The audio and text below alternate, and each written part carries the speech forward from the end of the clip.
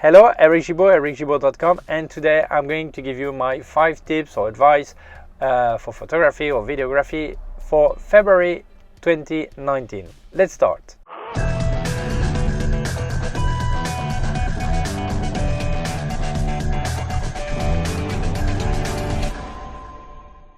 First of all, I'm parked in the middle of the street, so there is quite a bit of noise. There is some workers next door, there are cars passing by. This way I will see how the sound is getting with this Boya lapel microphone. There's a link for the review around there. Okay, first tip. Now we are in winter in the North Hemisphere and in summer in the South.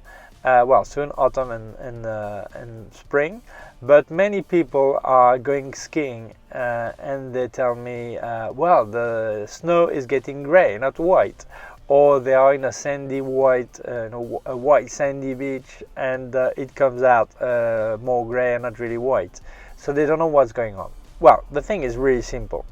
Your camera is thought to not accept extreme situation. They see it as a mistake. So when you point at white snow, well, snow is normally white, but when you point at snow, the camera thinks there's something wrong. So automatically it will close the aperture or put the speed up. This way less light will come in, and this is why your snow is getting gray instead of white, or your sand is getting darker than reality.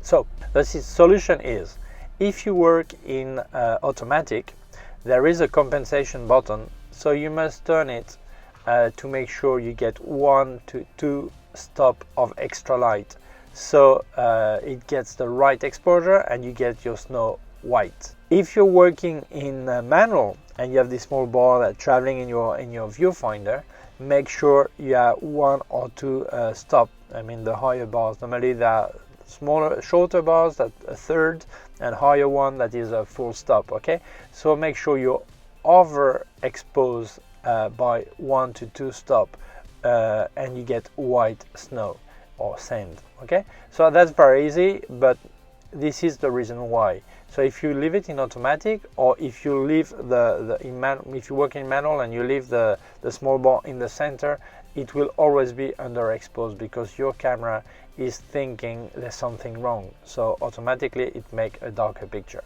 Okay, tip number 2. When recording with a telephone or recording with a camera and you need the sound and you have a telephone next to you, it's very important that this phone is in plane mode, because airplane, okay, because otherwise it will make some interferences with the sound, with the recorder or the camera. Even when I record with the telephone, like right now with the microphone, it makes some interferences. Many people say, oh yeah, but I switch off the sound. Yeah, no, but that's not the problem. The problem is the interferences do happen when there is some telecommunication. So if your telephone is checking email or receive a push notification by Facebook or YouTube or whatever, you will hear in the recording, and there's no way you can take this out. So when on some of my video you can hear it, and because I forgot to switch off the phone. So if it's a YouTube video like this, it's not really a big problem. But if it's recording for a client, like an interview, whatever, where the voice is really important, the sound is really important, it ruins the take. So that's a big problem, because if you don't notice it in this moment, you cannot even repeat. Okay, so it's very important you put your telephone in airplane mode. I'm not speaking just if you record with a phone. If you're actually recording with any camera, or you have a recorder separately, you must take care of this, okay? And important, if you have some people around you, sometimes it's complicated, because if you're recording in a public place, you cannot tell other people to go in airplane mode. But if they're part of your team, like right now, imagine I've got someone next to me and the phone is on, I'll have to tell that person switch to airplane mode, because you're going to ruin my sound. Advice tip number 3. Very often we pack everything to go and make pictures or video, and when we get there we have too much stuff we don't even need. it's true that very often I say it's better to bring something than miss it. But actually, if you think first, you can get only what you actually need. So it's less weight, less risk of losing or getting stolen or breaking. So it's important to think first. For example, if you're going to make a picture with, you normally use one flash for this picture, for that kind of picture, don't bring 4 flashes and 4 stands. Just bring 2. One as a second one if the first one breaks, or you eventually put a second flash as a backlight or whatever. But bring just 2, not 4.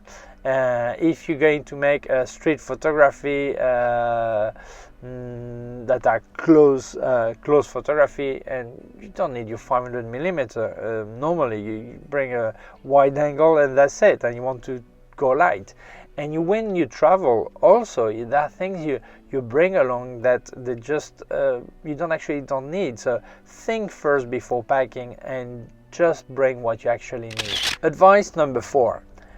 Respect small photography shop. Well, you can respect any shop, but I speak about photography. Very often, I know many shops that have people walking in and they say, "Oh, do you have such camera? Can I have a look at it?" They look at it, they unpack, they even ask sometimes if you can make a few pictures, test it, all this, and they say, "Okay, I'll think about it." And they go home and order on the internet. And this is not correct. If you're going to order on the internet, what is correct is that you search for yourself on the internet.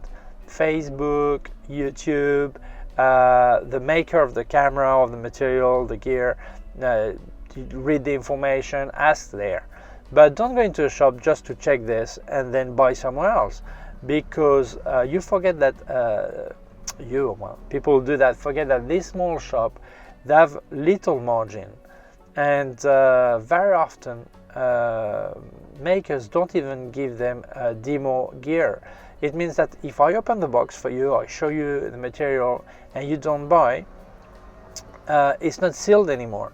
So the person will eventually buy that camera is likely to tell me, "Oh yeah, but this box was not sealed. Do you make me a discount?"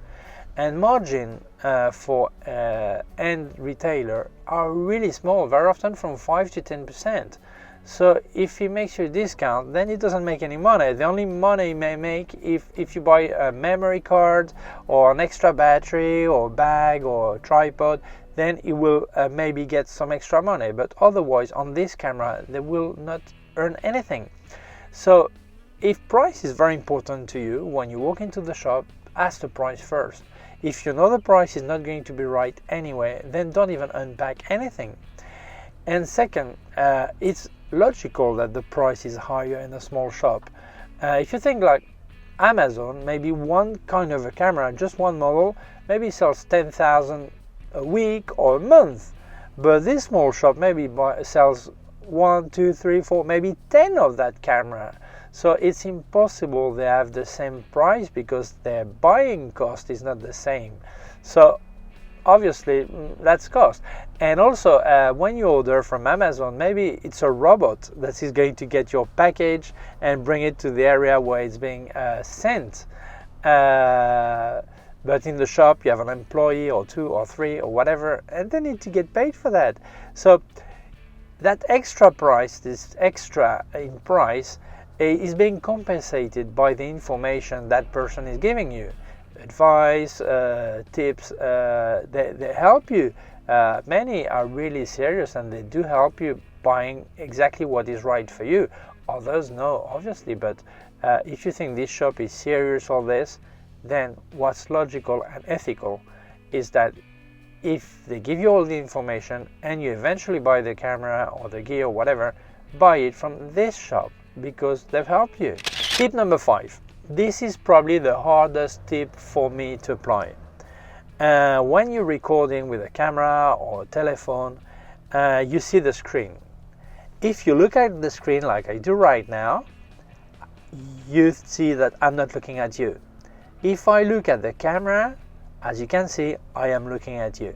If I point my finger at the camera, you see it, okay? If I point at my face on the screen, you see that the finger is out, okay? So it's very hard to concentrate and check exactly the camera, because it's very tempting to look at the screen. I know that people like Casey and Astat actually wear sunglasses, so you never know where they're looking at. He told it in a video, but I don't wear sunglasses, so it's very hard for me very often to look at the camera. But if you're vlogging, try to look at the lens of your camera or the small camera on your telephone, so this way you actually look at the person that is watching the video. Okay, that's it. These were the 5 tips for February 2019. Please subscribe to my YouTube channel, youtube.com/ericgimbal. There is a small subscribe button, a small bell. If you touch it, you'll get notified when I upload new videos. And my website, ericgimbal.com. If you have any question, please leave a comment or send me an email to info@ericgimbal.com. My social network info are written below the video. Thank you very much. Bye.